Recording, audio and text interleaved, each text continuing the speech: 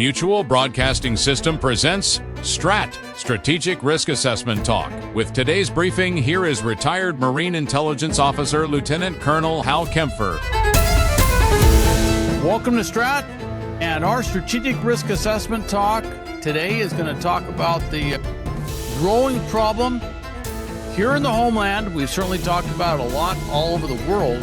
It's a problem for the military here at home. It's public safety, large venue security.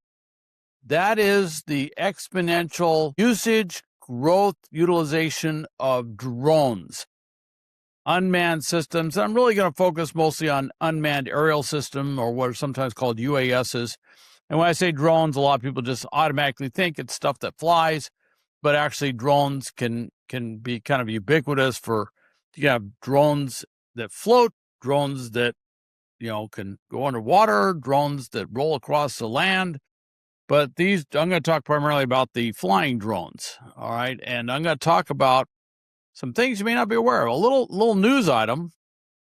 According to the Deputy Commander of U.S. Northern Command, NORTHCOM, and the North American Aerospace Defense Command, NORAD, which are joined at the hip up in Colorado Springs, in Colorado, kind of two parts of the same headquarters, if you will, and I should mention they're jointly run by the U.S. and Canada, and the Canadians are very much ensconced up there, that we don't have the necessary sensors that we need to deal with the modern threat posed by drones.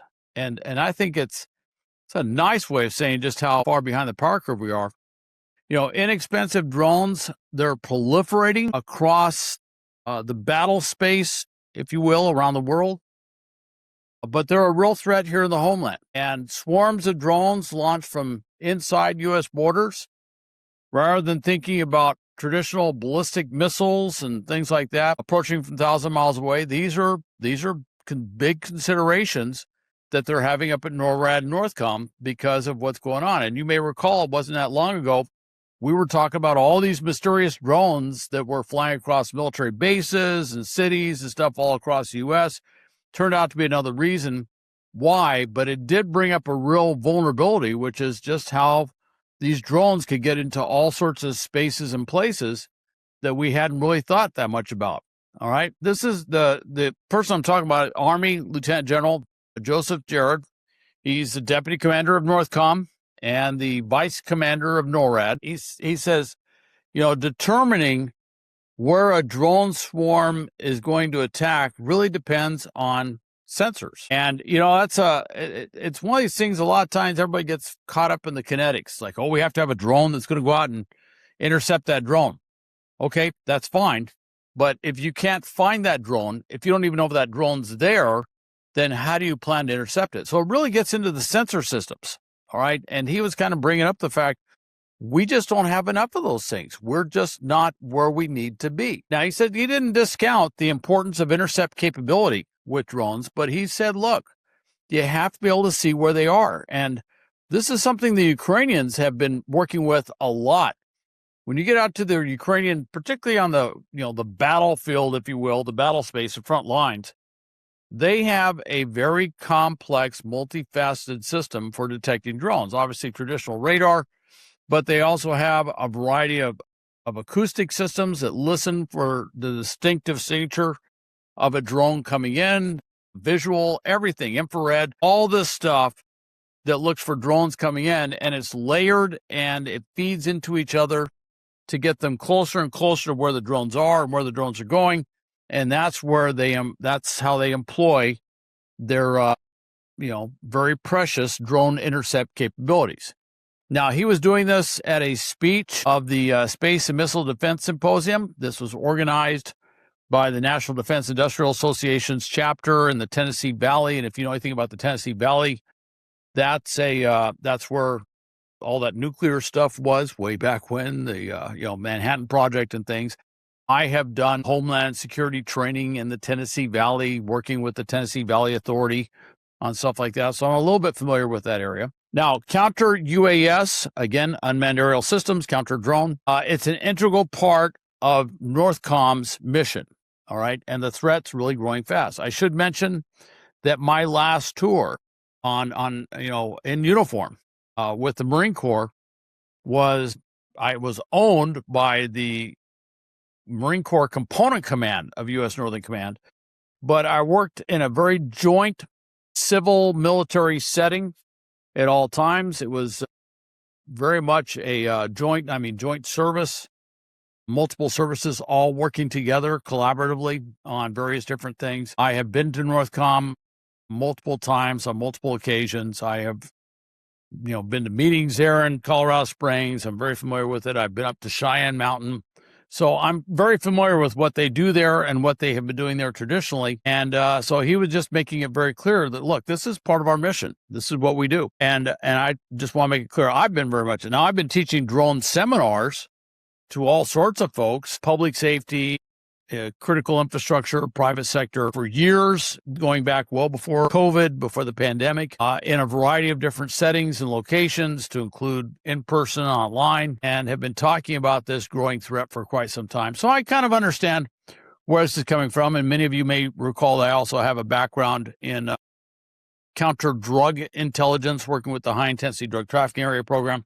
So I'm kind of familiar with drug smuggling groups and, of course, all the work I've done with terrorism, counterterrorism programs and stuff. So when I talk about these things and what can happen, I'm not just pulling this out of nowhere. I'm not just pulling this out of stuff I read. I've got some firsthand experience I'm kind of bringing into this as well with what I've done. And that's just kind of my background and what I'm all about. But, my work with the drones on the military side literally goes back to the 1980s, which we didn't have a lot of drones back then. And obviously technology, the times, everything has changed dramatically since then. But it's just one of those things, it's happening. It's happening in a lot of ways. And I think a lot of it don't realize this. You may have seen some recent articles that an Army brigade was up against a Ukrainian tactical element that employed some of the latest drone tactics and technology that they're using in the battlefield of Russia. And frankly, the U.S. Army Brigade had a really tough time. And it brought up real questions about their structure, about their command and control, certainly about things, like armor and all sorts of things they were employing, because they realized just how vulnerable they were, which is something certainly the Russians have realized how vulnerable they are to this, what's happening with drones on the modern battlefield. Now, to the Army's credit, they quickly adapted their tactics. They quickly shifted around. But the thing I would point out is this is an Army unit that knew it was going to go up against the latest and greatest of what the Ukrainians are doing. They obviously, unless there's something really strange going on, they obviously studied the Ukrainian tactics with drones to get ready for whatever this exercise is. And despite all of that preparation, all of that, focus, they still had a very tough time. And I think there's a lesson here. It's not that the U.S. Army wasn't well versed in what this is. We've had a front row seat watching what's happening in Ukraine, so we're very versed in it. And so this was rather eye-opening for all the soldiers involved, of all ranks, and certainly for all the military, as to what happened. And it makes you ask, if one of our best military units is having problems with this type of environment, imagine the struggle that public safety is having. Imagine the struggle that critical infrastructure, private sector, large venue operators are having, just conceptualizing what can happen and how drones can be employed. Now, Northcom was designated in November 2024 as the lead synchronizer for the operation of the Defense Department's Homeland counter small unmanned aerial aircraft systems, which was a big issue.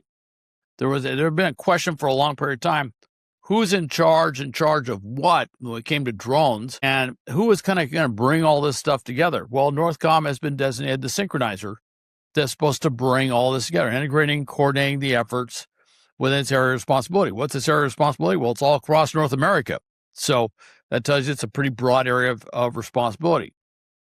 Through this designation, the command's been preparing a lot of counter-UAS operations, establishing, maintaining response plans, tracking, responding to drone incidents. And this also involves oversight of installations, military installations within the command, many of which have been overflown by drones on a pretty regular basis.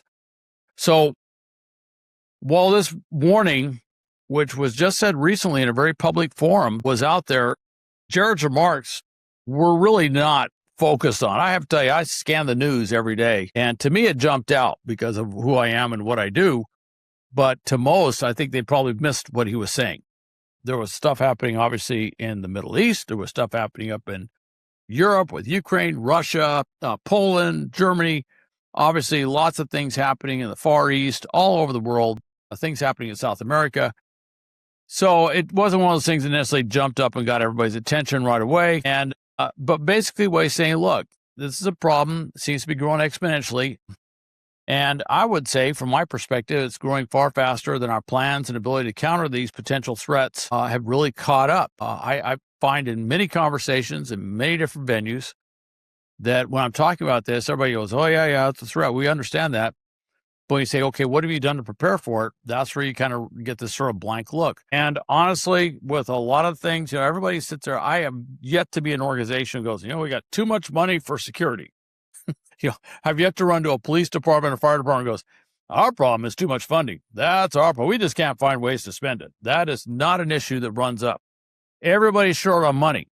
And so since some of these things fall into what could happen soon, but we're not seeing it right now, there is a sort of a bureaucratic, risk-averse way of approaching it, which is, sort of the Missouri show me, which is show me where a big threat like that has happened, and then I'll focus on it. And then, of course, after something bad happens, we all sit there and go, how did we miss the warning signs? How do we not prepare correctly?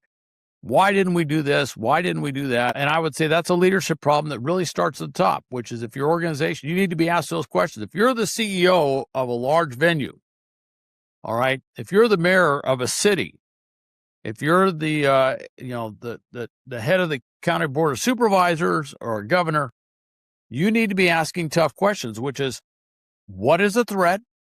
What can happen? What has happened? And what are we going to do to deal with it? And then get in there and exercise those things and find out, will it work? All right. And try to do those as honest as exercises as best you can, because I will tell you that a lot of these exercises get heavily scripted to make it look like the home team always does well. And it's up to the top leaders to kind of, tear back those layers to try and find out where it was overly scripted and what our real capabilities and lack thereof are. Look, drones are being used out there a lot. They're increasingly integrated into firefighting operations worldwide, not just here in the U.S. They're tools that support the crews. They're sources of disruption when flown illegally. Unauthorized drone flying into restricted wildfire areas airspace has caused a lot of problems.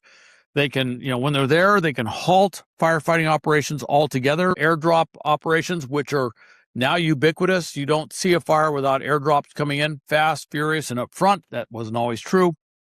Well, that will stop it if they are there. It can delay containment. If you saw the recent massive fires up around Spokane, Washington, over 40 illegal drone flights were recorded that forced grounding of helicopters, aerial tankers, fixed-wing aircraft, all of that risking ground crew safety and, of course, air crew safety if they're in the air. So all of that was a huge problem. And there are serious legal penalties for illegal drone flight. I mean, they can literally spend up to 5 years in jail, $50,000 fine if they're caught doing that. And recently in Southern California, in the wake of a drone strike, there was some very severe penalties for the person operating the drones. Now, due to drones being relatively cheap, accessible technology, their use by smuggling networks have become one of the most, I hate to say innovative, but that's the only way I can describe it, and honestly, dangerous trends we've seen in modern crime, ferrying everything from illegal drugs, contrabands, weapons, contraband electronics across international borders. We've seen them flying in and out of prisons all the time, and even over military bases, as was mentioned. Larger drones can literally carry hundreds of pounds of payload. Now, that payload could be drugs, that payload could be explosives, that payload could be something else, for example, some dangerous chemical, and they could use it. And there are, basically drones that fly around and are used for spraying chemicals on agriculture. And certainly one could put a deadly chemical in there and use it for spraying deadly chemicals across a crowd. That's one of the scenarios that's out there. So there's a lot of capabilities that they have. And the question is, how well prepared are we for them? Cities across the U.S. have been kind of adopting this, what's called DFR, Drones as First Responder Program. And this is something I was talking about years ago, and I would just come up against a wall. The first thing when first responders come in is they got to size up the situation. They have to figure out what's going on. And then very quickly, they have to respond, but they also have to call in additional response assets as needed. Now, this has led to some things over the years. For example, if you have an EMS, emergency medical system call that comes in, or medical services call that comes in, the paramedics will be dispatched, but it's very common in a lot of cities, mine's one of them, that an additional truck will be sent in, whether that's a tanker truck or just a conventional, fire truck, or in some cases, even a ladder truck will be sent in. The idea is that they may run into something where they're needed. Well, what that does is, in the end of the day, when you're working up the number of responses, the number of call outs, and you're trying to justify budget, you're trying to justify overtime, you're trying to justify a lot of things, you have this higher demand for a response. And it's been brought up many times that these other vehicles come in, but they're not necessarily as needed. All right. And that's but then again, you're going to get some pushback from the firefighters because they want to make sure they get enough budget.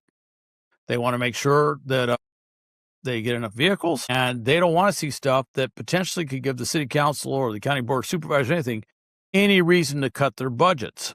So for reasons that have less to do with the response, more to do with budget, a lot of these practices are continuing. And you see some of the stuff we'd see pushback from law enforcement as well. They didn't like the idea of a drone coming in, sizing up the situation, which could limit the number of car or vehicles called out, the amount of response that goes into any particular call, because they too look at the metrics. They too have to justify budget and responses and call outs, or whatever, call for service things. And so anyway, it gets very complicated. It gets very political, and there's been a lot of pushback. But the technology is such that you're seeing this, and it changes things. The first response unit in a major city may not get there, ground unit may not get there for 6, 7, sometimes 10 or longer minutes, depending on the size of the city. When you launch these drones, they're usually there within about a minute and a half, 2 minutes, and they got eyes on it. They can see stuff. They can have sensors. High definition video can go down to command centers, to dispatchers. They can be streamed into responding officers to give them an idea of what's going on the ground. Obviously, this provides a tremendous amount of situational awareness for everybody involved, but there has been a little bit of reticence to adopt this technology for the reasons I just talked about, and you can understand why. They don't want to see their budgets cut, and nobody wants to be displaced by technology, and that's the potential they see. But whether it's for terrorism, crime, nefarious foreign actors involved with hybrid warfare type stuff, and whether they're doing attacks, operations, or intelligence gathering, whatever it is, drones are here to stay. They're not going anywhere. All right. We're seeing drones everywhere, and they're getting used more and more. We're going to, once Amazon has figured this out, their plan is to put drones everywhere doing delivery packages. Their plan is that these trucks will go out, have a bunch of drones in the back, and as they come into a neighborhood, the drone picks up the package, goes to somebody's front door, and drops it off right at the front door. And there's no person that gets out of the truck and goes over to the front door and drops it off. That's their big plan. They've been working on this for years. They're just trying to get everything done to make this happen, and there's talk about drones dropping packages off in people's backyards even. And yes, there are a lot of legal issues on a variety of different levels that have to deal with that, but that's some of the stuff that they're talking about. All right. But every city, county, state, large venue, operator, destination, location, critical infrastructure site, et cetera, needs to have a counter-UAS planning process, counter-UAS plans, and they need to prioritize investment and capabilities to deal with these threats. And the question is, are we doing that? And if we're waiting for something to happen, then we're sitting there waiting. We're going to fight the last war. We saw what happened to the Russians, or what's happening to the Russians. They have taken phenomenal losses fighting the last war. And we don't want to see the equivalent of that happening here in the homeland as we wait for the innovation and the threat innovation to be something that the bad guys have, while we keep responding to what they did yesterday. So that planning process needs to be a dynamic one. It should not be just a check the box thing. It needs to be something that is planned, it's war gamed, it's tabletop exercised, all this stuff. As Louis Pasteur, the famous scientist, once said, quote, "Chance favors the prepared mind," unquote. Well, it's long past time that we get serious about preparing for this. This is real. And I think that General Jared's remarks really need to be taken to heart. And you may say, well, Hal, you're a military guy, so you're obviously leaning towards the military. You used to work with Northcom, and so obviously you're focused on them in ways the rest of us aren't. Hey, look, their role is their role. They're the synchronizer. They've been given that designation, and it's probably a good role for them to have across the board. In the 90s, I worked on counter-drug. Military played a role behind the scenes. A lot of people don't realize, but a lot of it was helping develop a lot of capabilities that have paid great dividends since. So anyway, that's what I wanted to say about drones across the homeland. Thanks for listening to STRAT, and please visit stratpodcast.com. You can go to my YouTube channel, Hal Kempfer TV, see a lot of things I do in the news and media, stuff like that. You can also go to our corporate website, www.gripsa, GRIPSA, that's GRIP, Global Risk Intelligence Planning, gripsa.com. And if you want to hear more about my assessment of what's happening around the world, I would say go to www.losangeles.infraguard.org, and you can register for the Global Threat Update webinar that is coming up next week on August 18th, and I sure hope to see you as part of that. And again, I hope to see you tune in for the next STRAT. Thanks.